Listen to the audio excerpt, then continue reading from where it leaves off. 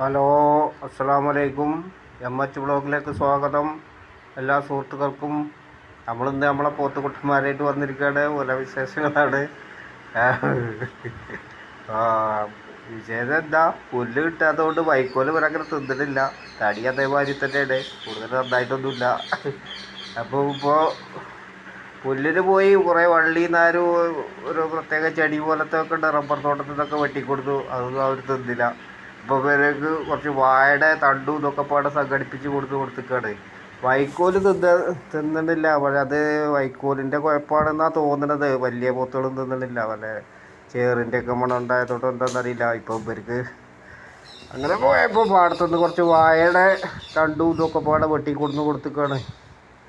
അതാണിപ്പോൾ അവർ തിന്നിട്ടത്. അല്ലാതെ വൈക്കോലിട്ട് കൊടുത്തിട്ട് അത് തിന്നില്ല. പിന്നെ രാവിലെ കുറച്ച് വേസ്റ്റ് റൈസ് ചോറ് വേവിച്ച കൊടുത്തുകൊണ്ടു. അതാണ് പിന്നെ വൈക്കോൽ അത്ര കൂടുതൽ തിന്നാതെന്ന് വിചാരിക്കണേ ഞാൻ. എന്നാലും പുല്ല് കണ്ടാൽ നല്ലോണം തിന്നും. ഇപ്പോൾ ഈ ടൈമിൽ ഇവർക്ക് എവിടുന്ന കിട്ടുന്നു പുല്ല് പകരം പോലെ വള്ളി നാരൊക്കെ വലിയ പോത്തുകളൊക്കെ അതൊക്കെ തിന്നും. ഇവർക്ക് തിന്നാനൊരു മടിയാണ്, കുട്ടികളല്ലേ. അപ്പോൾ വാഴ അങ്ങനെ കൊടുക്കുന്ന പുഴയ്ക്ക് കൊടുന്ന് വെട്ടിയിട്ട് കൊടുത്താലും ഇവർ തിന്നും. വാഴയുടെ ഇല കൊടുത്താലും തിന്നും. അപ്പോൾ അതിൽ നിന്നിപ്പോൾ കുറച്ച് വാഴൻ്റെ ഇത് സംഘടിപ്പിച്ച് കൊടുത്തിട്ടാണ് ഇപ്പോൾ ഇവർക്ക്.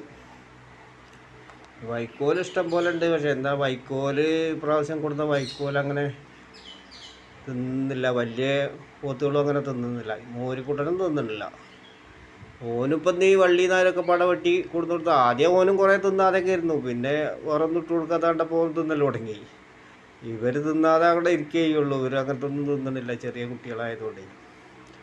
ഒരു കുറച്ച് വാഴൻ്റെ ഇതൊക്കെ വെട്ടിയിട്ട് കൊടുത്തു നോക്കുകയാണ്. കാരണം കുറച്ച് നല്ല മഴ പെയ്ത് പുല്ലായെങ്കിൽ തന്നെ ഇവരിഞ്ഞ് നന്നായി വരുള്ളൂ. ഇതൊന്നും ഈ തീറ്റ കൊണ്ടൊന്നും ഇപ്പോൾ ആവില്ല.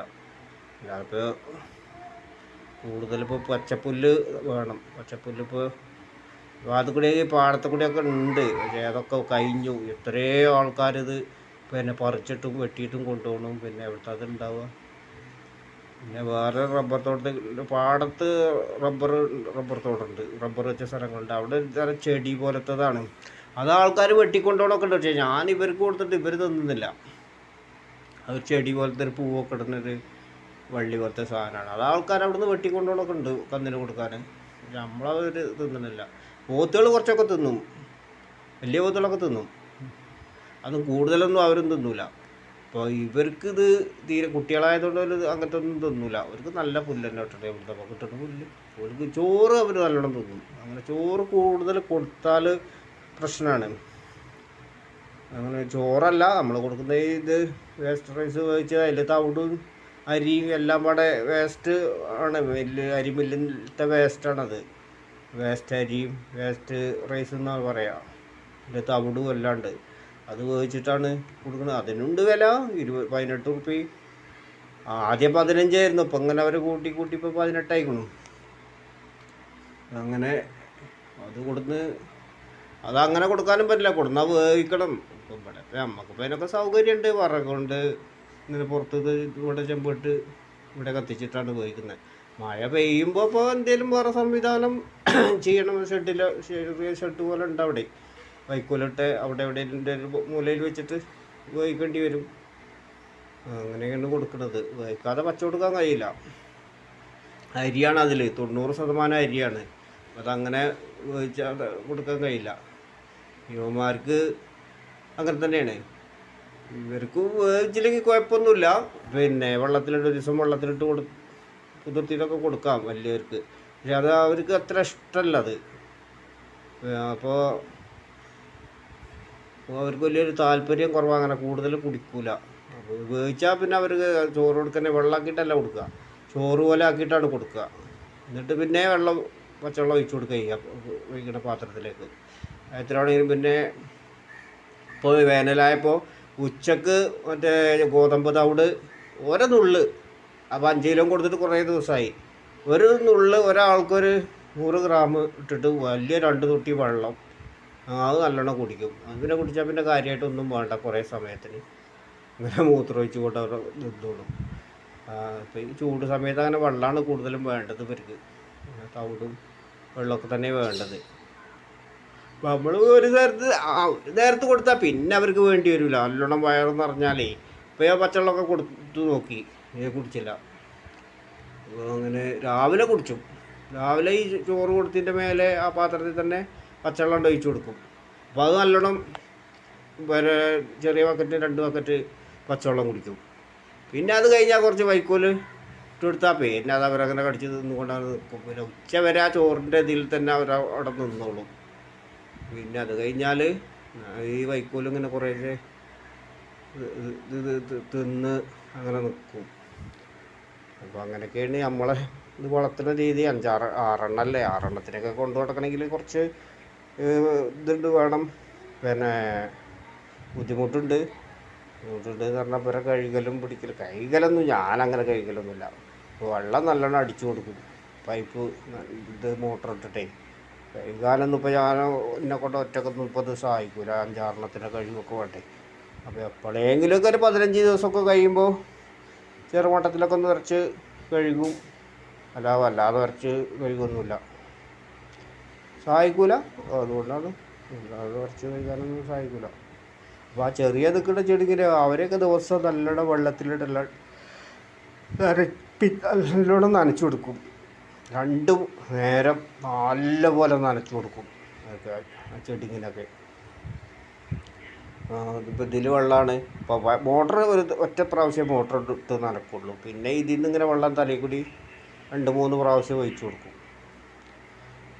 അങ്ങനെയൊക്കെ ആണ് നമ്മൾ വളർത്തുന്ന രീതി. ഇതാണ് ഈ കിടക്കുന്ന പിന്നൊക്കെ ഇപ്പോൾ പെരുന്നാക്കൾക്ക് വിൽക്കേണ്ട രീതിയിലാണ് ഇപ്പോൾ നമ്മൾ ഉദ്ദേശിച്ചിരിക്കുന്നത്. അങ്ങനെയാണ് വലിയ പെരുന്നാളിന് ഇപ്പോഴും വിൽക്കാം, ഇപ്പോഴും ആവശ്യക്കാരൊക്കെ ഉണ്ടാവും. പിന്നെ ഞാനിപ്പോൾ ഇത് വിൽക്കാനാണ് സമയത്ത് ഫേസ്ബുക്കിൽ പോത്ത് വളർത്തൽ വിൽക്കൽ എന്ന് പറഞ്ഞ ഗ്രൂപ്പുണ്ട്, വാട്സപ്പ് ഗ്രൂപ്പുണ്ട്. വാട്സപ്പ് ഗ്രൂപ്പിലൊക്കെ വെറും കച്ചവടക്കാരാണ്. അവർ വെറുതെ ഇട്ടാൻ വേണ്ടി കാത്തിരിക്കുന്ന ആൾക്കാരാണ്, വില കുറച്ച് കിട്ടാൻ വേണ്ടിയിട്ട്. അവർക്ക് ഇതിലൊന്നും എടുക്കില്ല. ഈ ഫേസ്ബുക്ക് ഗ്രൂപ്പുകളിലൊക്കെ പിന്നെ പോത്ത് വളർത്തൽ ഗ്രൂപ്പിലൊക്കെ ഇടും. അപ്പോൾ അവിടുന്ന് ആരെങ്കിലുമൊക്കെ വന്നിട്ട് നമ്മളൊരു വില ഉദ്ദേശിച്ച് ഇതിനെപ്പറ്റി കൂടുതലൊന്നും അറിയില്ല. ഞാൻ അറിവിൻ്റെ ഇറച്ചിയുടെ ആൾക്കാരോടൊക്കെ ചോദിക്കും, എത്ര ഉണ്ടാവും, തൂക്കം ഉണ്ടാവും. അങ്ങനെ അതിനനുസരിച്ചാണ് ഞാനൊരു വില ഉദ്ദേശിക്കും. ഞാൻ പറഞ്ഞ വില അവർ തരാൻ താല്പര്യമുള്ളവർക്ക് ചെറിയ മാറ്റത്തിനൊക്കെ കൊടുക്കും. കൂടുതൽ കുറച്ചൊന്നും ഞാൻ കൊടുക്കില്ല. ഈ വിറ്റില്ലെങ്കിൽ അവിടെ നിർത്തും. ഒരു കൊല്ലം കൂടി അവിടെ നിൽക്കട്ടെ വിചാരിക്കും. അങ്ങനെയൊക്കെ തന്നെയാണ് നമ്മൾ നിൽക്കല്. കഴിഞ്ഞ പ്രാവശ്യം അങ്ങനെ ആൾ വന്നു, വില ഉദ്ദേശിച്ച വില കിട്ടി, അപ്പോൾ കൊടുത്തു. എല്ലാ പ്രാവശ്യവും അങ്ങനെയൊക്കെ തന്നെയാണ്. ഫേസ്ബുക്കിലും വാട്സപ്പിലൊക്കെ ഇടും. അങ്ങനെ ആൾക്കാർ നമ്മളെ ഇവിടെ എല്ലാ ആൾക്കാരൊക്കെ ഉണ്ട്. അതിലൊന്നും വില കാണില്ല, അവർക്കൊക്കെ വെറുതെ കിട്ടണം. ഇപ്പം ഇതിലൊക്കെ ഏറെ വില കിട്ടും. ചന്തയിൽ കണ്ട് കൊണ്ടുപോകാൻ പറ്റുകയാണെങ്കിൽ. ചന്തയിൽ കൊണ്ടുപോകണമെങ്കിൽ ലേശം പണിയാണ്, 3-4 ആൾ വേണം പിടിക്കാനൊക്കെ. അപ്പോൾ അതാണ് ഇവരിങ്ങനെ എപ്പോഴും പുറത്തേക്ക് ഇറക്കാത്ത കയറുമെന്ന് കട്ടയക്കാത്തത് കൊണ്ട് ഇവർക്ക് കട്ടയക്കുമ്പോൾ ഒരു ഓടലാണ്. കുറച്ച് നേരം പായും, പിടിച്ചാലൊന്നും കിട്ടില്ല. അപ്പോൾ അങ്ങനെയാണ് ഇവരെ വളർത്തിയ രീതി. കയറുമെന്ന് തീരെ കട്ടയക്കാതെ വളർത്തുന്നതാണ്. കെട്ടയച്ച് നമ്മളിങ്ങനെ കുറച്ച് നേരം അങ്ങോട്ടൊക്കെ ഇങ്ങനെ വിട്ട് ശീലിക്കുന്നതാണെങ്കിൽ അവർ അങ്ങനെ ഓടൂല. ഇത് കൈക്കിനോട് കൂടെ കെട്ടിട്ട് കൈക്കിനോട് കൂടെ ഒരു പാച്ചിലാണ്. കുറച്ച് നേരം പായും ആ പാച്ചിൽ. അപ്പോൾ ആ വരുന്ന സമയത്ത് ആരെങ്കിലുമൊക്കെ ഉണ്ടെങ്കിലൊക്കെ ബുദ്ധിമുട്ടാണ്. വഴിയിലൊക്കെ ആരെങ്കിലും ഉണ്ടെങ്കിൽ എനിക്കെന്നെ പേടിയാണ് കഴിക്കണം. ഇപ്പോൾ ഇവരെ കെട്ട് കഴിച്ചിട്ട് 2-2.5 മാസമായി. ഇനിയിപ്പോൾ കഴിക്കുമ്പോൾ ഉണ്ടാവും ഒരു ഓടൽ. അപ്പോൾ ഇന്നേയും കുത്താൻ വരും. ഈ കെട്ടിട്ട് കഴിക്കലോട് കളിക്കാൻ വരികയാണെ ഓല് കുത്താനൊന്നല്ല വരിക, നമ്മളിട്ട് കളിക്കാൻ വരിക. പക്ഷേ നമുക്കത് ഓല കളി വേത്തുകൊണ്ടല്ലേ വിവരറിയും. അപ്പോൾ അത് നല്ല കെട്ടയക്കുമ്പോൾ നല്ലൊരു വടി കൊണ്ട് നിൽക്കലാണ്. അതുകൊണ്ട് വടി കണ്ടാൽ പേടിക്കും. വരും ആദ്യം ഒരു അടി കൊടുത്തിട്ടേ കെട്ടയക്കുള്ളൂ. പിന്നെ ആ വടി കൊണ്ട് കണ്ടാൽ പേടിക്കും. അങ്ങനെയാണ് ഇത്. കെട്ടയച്ച് വിട്ടിട്ട് പിന്നെ വടി എടുത്തിട്ട് കാര്യമല്ല. ആദ്യം ഒരു പൂസൊക്കെ കൊടുക്കും. ഇവർക്ക് വേദന ഉണ്ടെന്ന് ഓൾക്ക് മനസ്സിലാവണം. എന്നാൽ പിന്നെ കെട്ടയച്ചിട്ട് ആ വടി കൊണ്ട് അവിടെ നിന്നാൽ മതി. എന്നാലും ഒരു പാച്ചിൽ പായും. നിങ്ങളോ ഒരു നല്ലോണം.